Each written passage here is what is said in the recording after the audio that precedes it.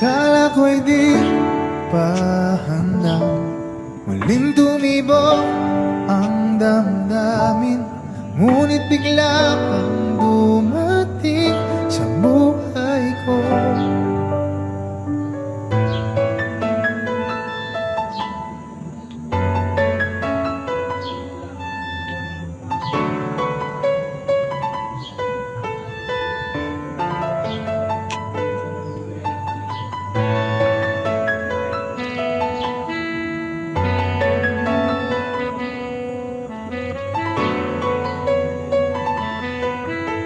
Sana ay ingatan ka niya.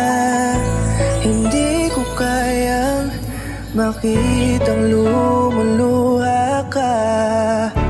Kaya sobrang sakit sa akin na bitawan ka.